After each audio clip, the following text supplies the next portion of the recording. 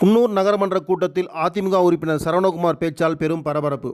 குன்னூரில் புதிதாக போடப்பட்டுள்ள சாலைகள் தரமற்றவையாக உள்ளதாகவும் அதற்கு பொறுப்பான ஒப்பந்ததாரர் மீது உடனடி நடவடிக்கை எடுக்க வேண்டும் என அதிமுக நகரமன்ற உறுப்பினர் சரவணகுமார் வலியுறுத்தினார்.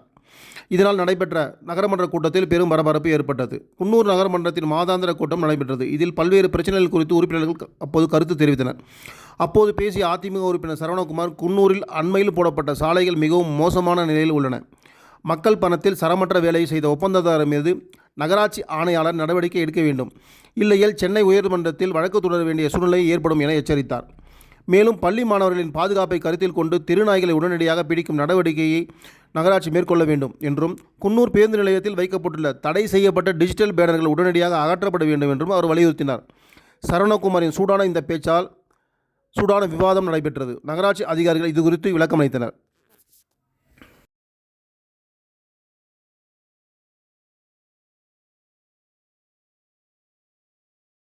சார் எப்படி சார்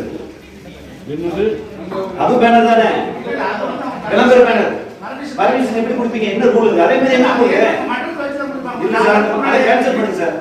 நாளைக்கு ஒரு கார் அடிச்சு மைனிங் மேல ஒளிச்சு அதை சீசா இருக்கு, அது எவ்வளவு நாள் கேன்சல் பண்ணி எக்ஸிக்யூட் ஆயிடுச்சு சார். லைசென்ஸ் எவ்வளவு நாள் இருக்குன்னு பார்த்துட்டு